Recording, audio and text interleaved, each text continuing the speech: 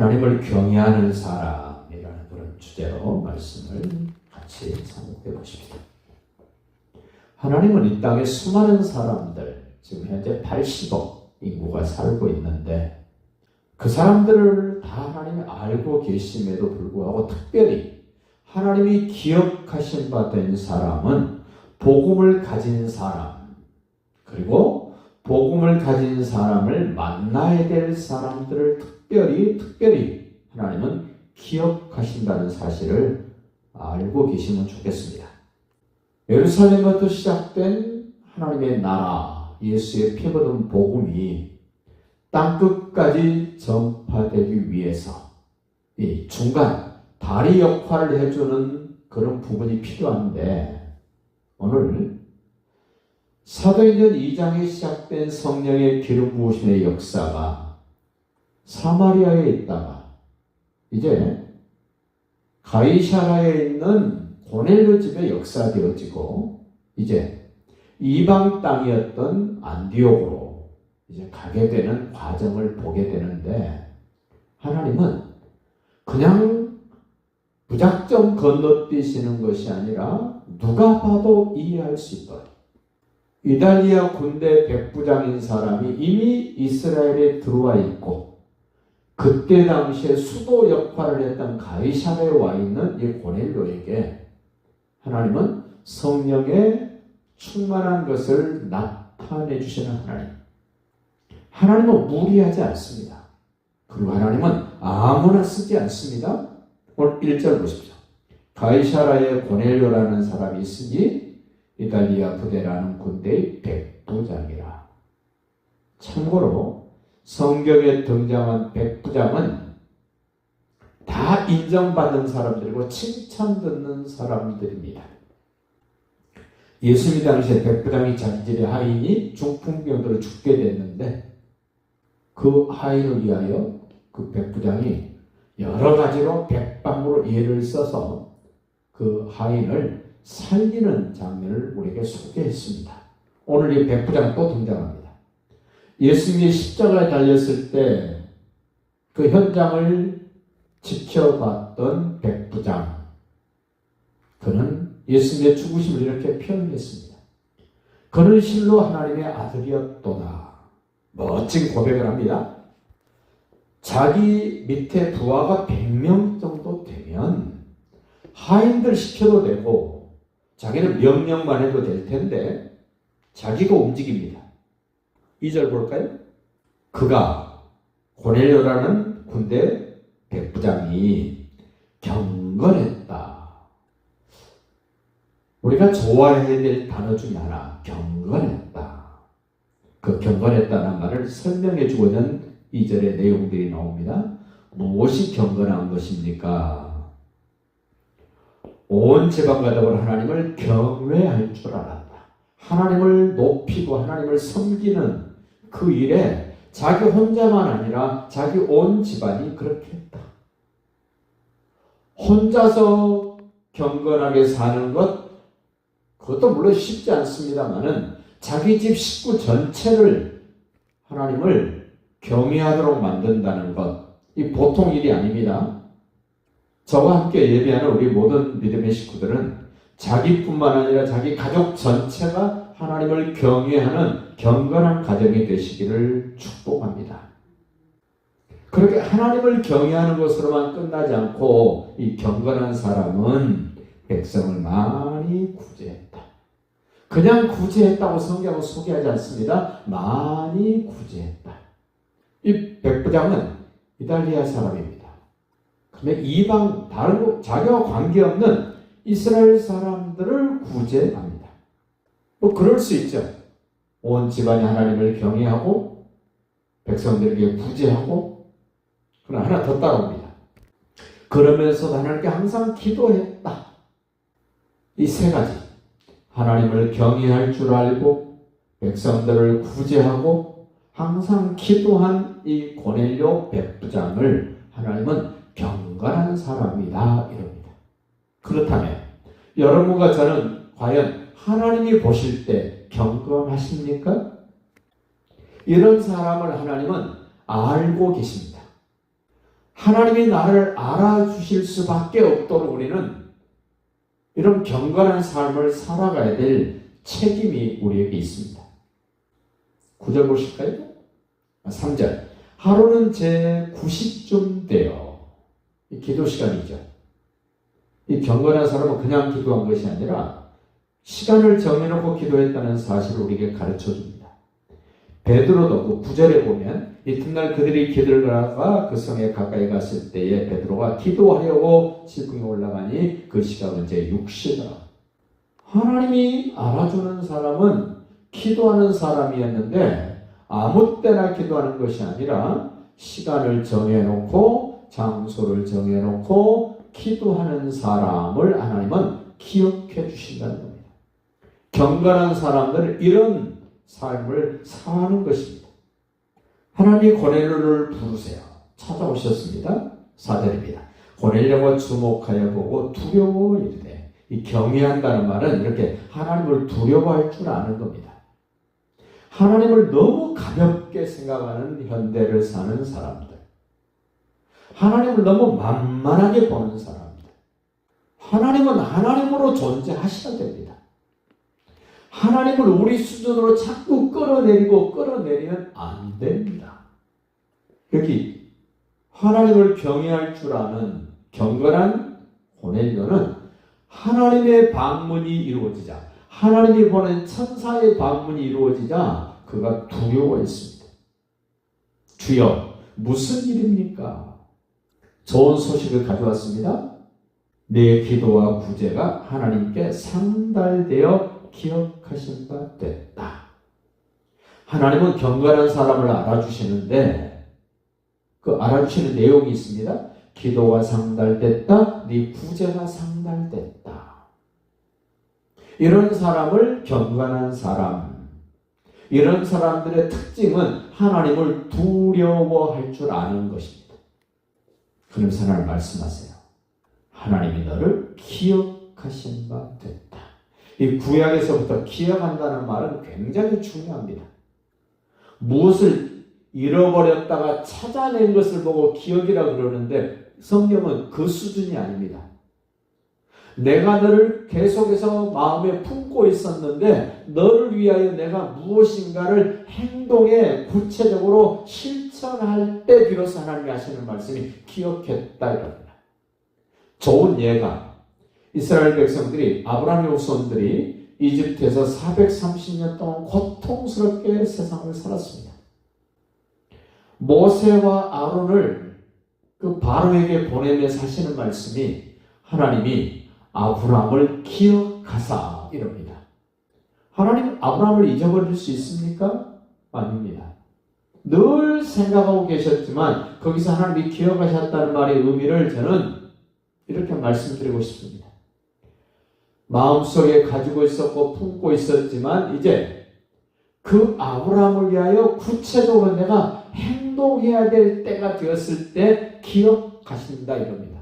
그럼 지금 고넬료의 기도가 구제가 그 경건함이 하나님이 아신 바 되었지만 이제는 실질적으로 고넬료에게 하나님이 하시고자 하시는 일이 마치 시작되어질 때 하시는 말씀이 기억하신 바 됐다라는 말이에요. 하나님이 기억하시면 어떤 일이 벌어지나 보십시오. 자, 5절입니다. 내가 지금 사람들을 욥바에 보내어 베드로라는 시몬을 청해라. 복음을 가진 사람을 만나게 해주십니다.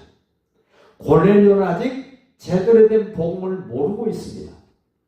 복음을 가지고 있는 베드로를 만나야 제대로 된 하나님의 사람으로서 역할을 할 수 있기 때문에 경건한 고넬료를 복음을 가진 베드로를 만나도록 하나님이 이 일을 시작하셨습니다. 그 베드로를 소개하면서 이렇게 말합니다. 6절입니다. 베드로는 복음을 가지고 있는 베드로는 네가 만나야 될 베드로는 무두장이 짐승 가족이라고 있는 그 시몬의 집에 유숙하니 그 집은 해변에 있다 하더라.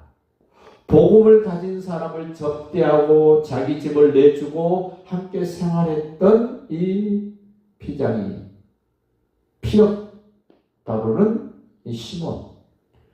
이스라엘 사람들은 짐승 가죽 다루는 사람을 부정한 사람으로 취급했습니다. 그런 신변, 그런 일을 하고 있음에도 불구하고 복음을 가진 사람을 자기 집으로 초대하고 접대하고 모셨더니 성경에 그의 이름이 지금 여기 기록됩니다. 세상은 복음을 가진 사람을 별로 좋아하지 않습니다. 믿음이 시원치 않은 사람들도 복음을 이야기하는 목사를 그렇게 좋아하는 것 같지 않습니다. 얼마나 정확하게 복음을 가진 베드로와 함께 있는 사람을 알고 계십니까? 저도 자신 있게 말씀드리고 있습니다. 제대로 된 복음을 말하고 있는 정목사와 함께 예배하는 여러분, 하나님이 여러분들을 쓰실 겁니다. 어제도 짧게 어떤 선교에 가서 말씀 전하고 왔습니다마는 여러분이 잘 알고 있는 배우 차태현 씨, 그 어머니 아버지 장로님 권사님 알고 봤더니 대단한 분이시더라고요. 그분들이 주도하고 있는 선교에 가서 설교할 수 있는 기회가 있었습니다. 제가 설교하면서 그 두 분, 장로님과 권사님, 그 피아노 반주하시는 분을 제가 자세히 봤습니다. 너무너무 집중해서 말씀을 잘 들으시더라고요. 그 연세에, 그 장로, 그 권사쯤 되면 흘려듣지 않습니까? 근데 한마디도 안 놓칠 신상으로 저를 쳐다보면서 집중하고 계십니다. 아, 뭔가 좀 다르구나. 마치고 왔는 오늘 아침에 다시 연락이 왔습니다. 목사님 다시 한번 와서 말씀 전해주셨으면 좋겠습니다. 제가 하는 일이 뭐 특별한 일입니까? 다만 성경에서 강조하는 내용을 강조하고 예수님이 왜 오시고 죽으시고 부활하시고 승천하시고 다시 오시는가에 대한 이 복음의 5가지를 말해줬더니 그들이 집중합니다. 뭔가 다르다고 이야기합니다. 이 시몬, 가죽 다루는 시몬, 그리고 이방 사람이었던 고넬료, 그들에게 정말로 필요한 게 뭐겠습니까? 복음입니다. 복음을 가진 사람이 필요합니다. 그래야 복음을 들을 수 있습니다. 그래야 복음을 알게 됩니다. 드디어 복음의 사람이 기도하는 것을 하나님이 9절 보십시오. 이튿날 그들이 경건한 고넬료가 경건한 사람 둘을 욥바로 보내서 베드로를 자기 집으로 초대하는데 그들이 길을 가다가 지금 고넬료고 보낸 경건한 두 사람이 욥바의 피장이 시몬의 집으로 가다가 그 성에 가까이 갔을 때에 베드로가 기도하려고 지붕에 올라가니 그 시간은 이제 6시더라. 하나님이 정해놓은 이 시간표를 한번 보세요. 경건한 사람이 하나님의 말씀을 듣고 순종할 때 그 사람이 걸어서 시몬의 집에 가까이 왔을 때 베드로는 기도하게 되고 하나님이 그 사람들의 발걸음을 만남을 주장하신다는 사실을 얼마나 분명하고도 정확하게 말하시는가. 10절 보세요. 그가 시장하여 먹고자 하며 베드로가 지금 배고팠습니다. 먹고 싶었습니다. 준비를 합니다. 그런데 갑자기 황홀한 중에 하늘이 열립니다. 복음을 가진 사람들의 기도, 복음을 가진 사람들의 식사마저도 하나님은 주관하신다는 사실. 하늘에서 한 그릇이 내려오는 것을 보니 큰 보자기 같고 내 귀를 메어 땅에 들이웠더라. 하늘에서 내려온 환상의 보자기입니다. 베드로가 그 안에 있는 각종 네 발 가진 짐승과 기는 것과 공중에 나는 것들이 레위기 11장에 나온 지금 이 먹지 말아야 되고 먹어야 될 그런 지금 내용들을 베드로는 너무 잘 알고 있지 않습니까? 베드로가 깜짝 놀랐어요. 아니 이런 것들을 나보고 먹으라고? 나 안 먹어. 그런데 하나님이 뭐라 그러시나 보세요. 13절 또 소리가 있으되 베드로야 일어나 잡아먹어라. 먹을 수 없는 그런 짐승, 그 동물들. 14절 보십시오. 베드로가 얼마나 경건하게 음식을 절제하며 살았는가? 베드로가 했는데 주여 그럴 수 없나이다. 그 부정한 것 때문에 레위기 11장에서 먹지 말라고 말한 것들이 지금 보자기에서 내려왔단 말입니다. 내가 결코 먹지 아니하였나이다.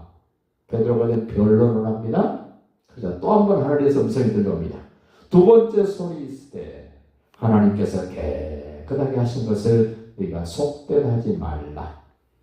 이 말은 이제 다음에 보겠습니다만은 부정하다고 생각했던 이방인 지금 고넬료 지금 초대하러 왔지 않습니까? 이런 하나님의 지시하심이 없었으면 베드로는 고넬료 집에 가지 않습니다. 그런데 하나님이 복음을 가진 사람을 이방인에게 경건한 사람에게 보내기 위하여 하나님이 역사하십니다. 16절 보십시오. 이런 일이 3번 있어도 그 그릇이 곧 하늘로 올려져 가니라. 우리 자신에게 한번 물어봅시다. 나는 안 된다고 생각했던 그런 개념, 그런 가치관, 그런 내 생각, 내 의지였지만 하나님이 몇 번 정도 나에게 말씀하시면 나는 그거 바꿀 수 있을까? 나는 안 하려고 했는데 하나님이 몇 번 정도 나에게 말씀을 하시면 나는 그거 하겠다라고 결단할 수 있을까? 나는 이건 지금까지 해도 된다고 생각했는데 하나님이 나에게 몇 번 정도 말씀하시면 나 그거 포기하고 안 할 마음이 생기겠습니까? 베드로는 수십 년 동안, 아니 자기 평생 안 된다고 생각했던 그러한 것들도 하나님이 한 번, 두 번, 3번 말씀하시니까 베드로 받아들입니다. 복음을 가진 사람은 쾌쾌 먹은 옛날 사상, 옛날 감정, 옛날 의지, 자기 개념에 빠져 있는 것이 아니라 하나님이 뭐라고 말씀하시면 받아들일 수 있는 여분, 받아들일 수 있는 그런 넉넉함이 있는 사람이 복음을 가진 사람입니다. 우리는 너무 고집부리면 안 됩니다. 너무 자기 주장이 강하면 안 됩니다. 하나님의 말씀이 강해야지. 하나님의 말씀이 더 강력하게 끌고 가도록 해야지. 내 생각, 내 개념, 내 경험 그렇게 대단하지 않습니다. 베드로 바꾸지 않습니까? 하나님이 말씀하신 대로 완전히 바꿔버리는 그 사람이 복음을 가진 사람의 모습임을 발견하면서 여러분과 저도 하나님이 뭐라고 말씀하시면 즉시 바꿀 수 있는 힘과 능력이 있으시기를 예수님의 이름으로 축복합니다.